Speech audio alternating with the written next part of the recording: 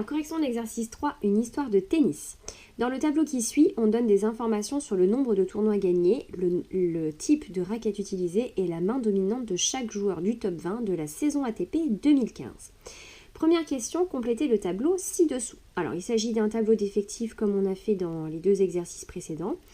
Il va falloir qu'on complète la ligne des effectifs, qu'on calcule les fréquences et à partir de ces fréquences, qu'on détermine les fréquences en pourcentage. Alors déjà, on y va.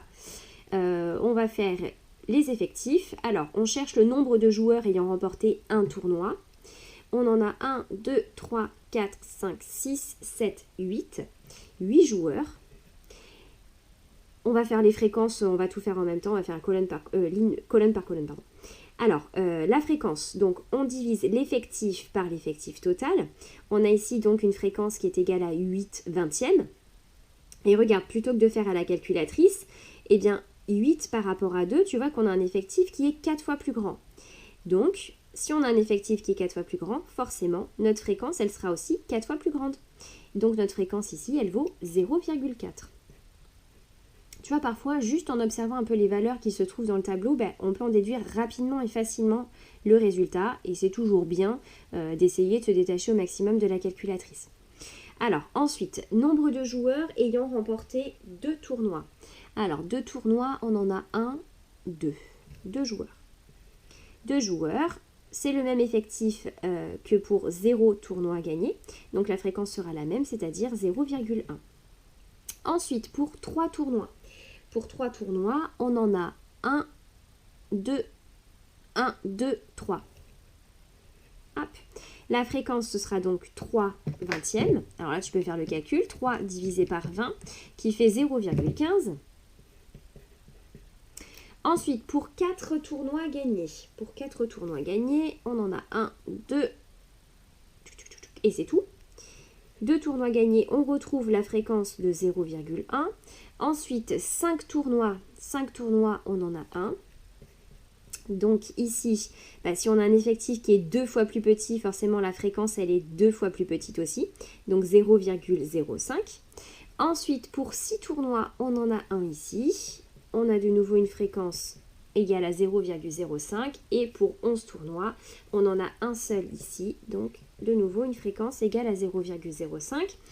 Le total des fréquences, il vaut 1. Ensuite, fréquence en pourcentage. Alors, souviens-toi comme on a fait, quand on veut déterminer un pourcentage, c'est juste le calcul d'une quatrième proportionnelle. Donc, tu peux passer par un produit en croix. Et on avait aussi remarqué que, dans le calcul du produit en croix, on retrouvait le calcul de fréquence fois 100. Il suffit juste de multiplier par 100 la fréquence que tu viens de calculer. 0,4 fois 100, on a donc une fréquence qui est égale à 40%. Ensuite, ici, 10%, 15%. Ici, on a de nouveau 10%, 5%, 5% et 5% pour un total de fréquence en pourcent qui vaut 100%. Question 2. Citez le ou les joueurs du top 20 qui ont gagné plus de 7 tournois. Alors, plus de 7 tournois, ici on a 6 tournois et 11. Donc, plus de 7, on va prendre le 11 qui est ici. On a un joueur et il s'agit bien évidemment du Serbe Novak Djokovic. Alors, question 3. Combien de joueurs du top 20 ont gagné moins de 7 tournois? Bon, alors là, tu pourrais compter dans le tableau, ajouter les effectifs qui correspondent à un nombre de tournois gagnés inférieur à 7. Mais regarde, à la question d'avant, on a dit qu'on avait un joueur qui avait gagné plus de 7 tournois. Ça veut dire que tous les autres du top 20 en ont gagné moins de 7. Donc, si on prend le complémentaire, on en a 19. Donc, 19 joueurs. Question 4. Déterminez le pourcentage de joueurs ayant gagné seulement un tournoi parmi ceux du top 20. Alors, on regarde le nombre de tournois gagnés ici. On a 8 joueurs sur les 20. On a donc une proportion qui vaut 8 sur 20, comme la fréquence qu'on a déterminée ici. Et tu vois, tac, le pourcentage, on l'a directement, puisqu'on avait calculé ici la fréquence en pourcentage. 40%. Question 5. Déterminez le pourcentage de joueurs ayant gagné 4 tournois ou plus. Alors, 4 tournois ou plus, on regarde. Donc, 4 tournois ou plus, ça veut dire soit 4, 5, 6 ou 11 tournois. On a donc 2, 3, 4, 5 joueurs du top 20. On a une proportion qui est donc égale à 5 sur 20. Et nous, ce qu'on veut, c'est l'écrire sous la forme d'une proportion avec un dénominateur égal à 100, puisqu'on veut un pourcentage. Eh bien, regarde tout simplement. Alors, soit tu peux refaire un produit en croix, si tu le souhaites, mais regarde quand même les valeurs, ça va aller vachement plus vite. Tu vois que 100, c'est 20 multiplié par 5. 100, c'est 5 fois plus grand que 20. Donc, il te suffit aussi de multiplier ton numérateur par 5. 5 fois 5, 25. Et puis, regarde, 5 vingtièmes, si tu écris la fraction irréductible, c'est un quart. Un quart, 25%. Hop, donc 25%. Question 6. Construire un diagramme en bâton représentant le nombre de joueurs en fonction du nombre de tournois gagnés. Alors, c'est parti. On fait juste une hauteur de bâton qui correspond à l'effectif. On a 2 joueurs qui n'ont pas remporté, qui n'ont pas gagné de tournoi. Donc, on va faire au niveau du 0 ici, on va faire un bâton d'une hauteur de 2. Ensuite, on a 8 joueurs qui ont gagné un tournoi. Donc, on fait un bâton d'une hauteur de 8 pour un tournoi ici. Ensuite, 2 joueurs qui ont gagné 2 tournois. Et puis, 3 joueurs qui ont remporté 3 tournois. Ensuite, 2 joueurs qui en ont remporté 4. Un joueur qui en a remporté 5. Un joueur qui en a remporté 6. Et après, on a un petit trou quand même, puisqu'on n'a rien de 6 à 11. Et un joueur qui en a rapporté 11. Voilà pour le diagramme en bâton. Question 7. Complétez les lignes effectifs et fréquences du tableau qui suit. Alors, cette fois-ci, on va s'intéresser à la marque de raquette utilisée. On va compléter effectifs et fréquences. Donc, on se resserre du tableau du début de l'exercice. Alors, Babola, c'est fait. On a 4 joueurs qui utilisent Babola. On a calculé ici, ensuite, la fréquence 4 sur 20. Pour Dunlop, alors, pour Dunlop, on a... on a un joueur qui utilise Dunlop. Donc, de nouveau, on a un effectif qui est 4 fois plus petit. Ce qui veut dire que notre fréquence ici, elle sera aussi 4 fois plus petite que 0,2, c'est-à-dire 0,05. Ensuite, pour Ed, on a 1, 2, 3, 4, 5, 6, 7 joueurs. Tac. Donc là, tu peux calculer 7 vingtièmes qui fait 0,35. Ensuite, raquette suivante, on a un joueur. Donc de nouveau une fréquence égale à 0,05. Pour Wilson, on a 1, 2, 3, 4, 5, 6, 6 joueurs. 6 joueurs. Hop, tu vois, ici on a un effectif qui est 6 fois plus grand, donc on aura une fréquence qui sera 6 fois plus grande. 6 fois 0,05, c'est-à-dire 0,30, donc 0,3. Et ensuite, pour la dernière marque Yonex, on a un joueur qui utilise cette raquette. Et donc, de nouveau, une fréquence égale à 0,05. Un total de fréquences qui fait 1. Alors, lorsque les données que l'on étudie ne sont pas des nombres, on utilise souvent un diagramme circulaire pour les représenter. Il s'agit d'un disque que l'on partage en plusieurs secteurs dont l'angle est proportionnel à l'effectif. On a représenté le secteur circulaire associé à la raquette Babola. Pour cela, on a calculé l'angle associé. Sachant que les 360 degrés du disque entier représentent les 20 joueurs, on cherche le nombre de degrés, donc notez point d'interrogation, qui représente les 4 joueurs utilisant Babola. Bon, tu vois qu'ici, c'est de nouveau un calcul de quatrième proportionnel. Tu peux passer par un produit en croix. Et regarde, si tu observes ce calcul-là, en fait, faire 4 fois 360 divisé par 20, c'est la même chose que de faire 4 vingtièmes fois 360 degrés. Et dans ce 4 vingtièmes là, eh bien, tu reconnais le calcul de fréquence. Alors finalement, pour calculer la mesure d'angle correspondante, eh bien, ce sera juste la fréquence multipliée par 360. Question 8, on va compléter la ligne angle du tableau et on va finir la construction du diagramme circulaire. Alors, je t'ai laissé un petit peu de place ici si tu as besoin pour les calculs. Alors, c'est parti pour les angles. Alors, tu vois, on a un effectif ici qui est 4 fois plus petit. On a dit que la fréquence serait 4 fois plus petite et c'est exactement pareil pour la mesure d'angle. On va donc représenter cet effectif 4 fois plus petit par un angle qui sera 4 fois plus petit aussi. Et il se trouve que 72 divisé par 4, ça fait 18 degrés. Ensuite, pour 7, eh bien, il suffit juste que tu fasses la fréquence multipliée par 360, c'est-à-dire, donc là, c'est comme si on avait 7 et 20. Tu fais ton petit produit en croix. Ça revient à faire 7 divisé par 20 qui fait 0,35 fois 360 qui nous donne 126 degrés. Hop, point effectif de 1, c'est toujours 18 degrés. Donc là aussi, c'est toujours 18 degrés.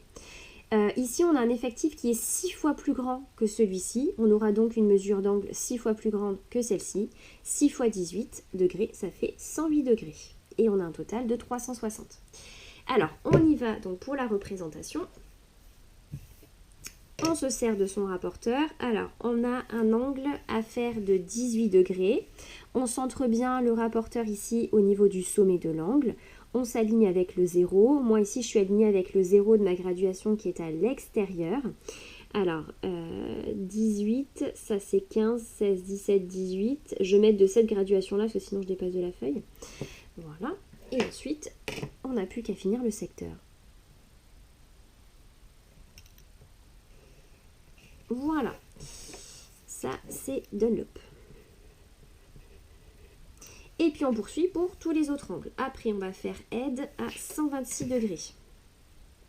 Hop, toujours on s'aligne avec le 0 ici du rapporteur.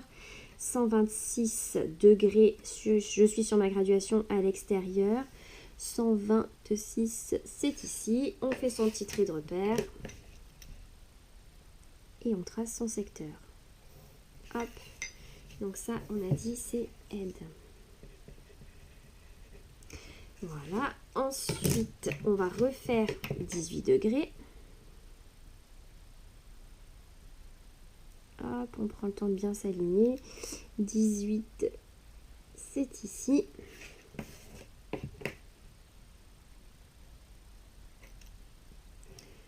Voilà.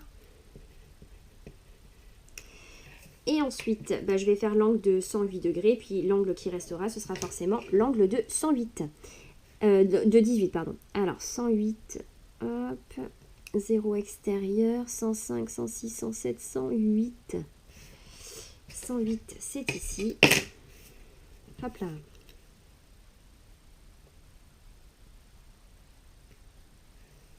Voilà. Alors ça, c'est Wilson. Et là, on a Yonex.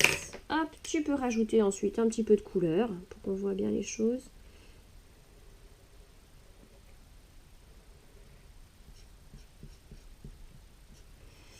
Voilà, ça c'est pour aide. Ça c'est Prince. Wilson.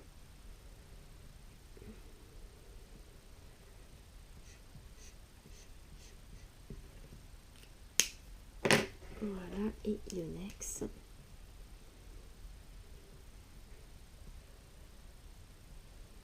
Voilà. Ok pour notre petit diagramme circulaire.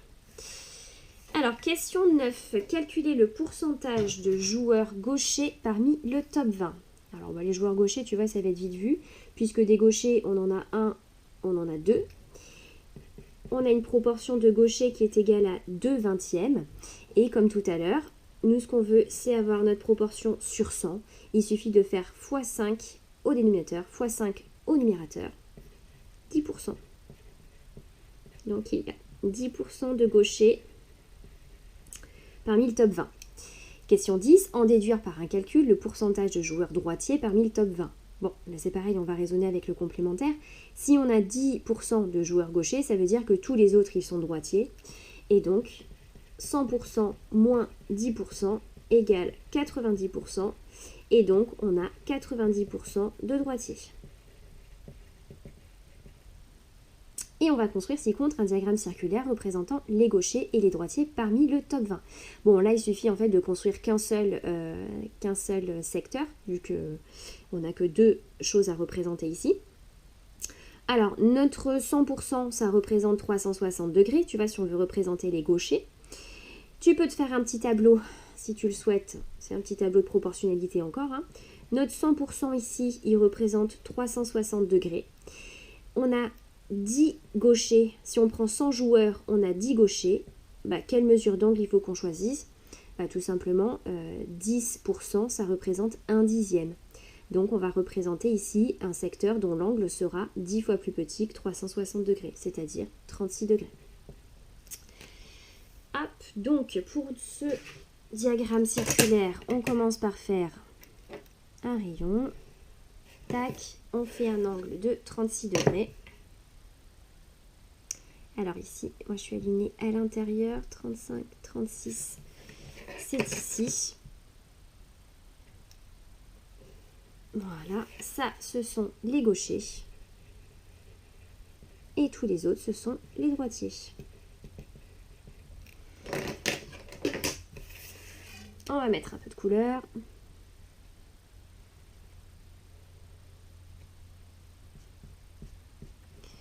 Voilà, et tout le reste.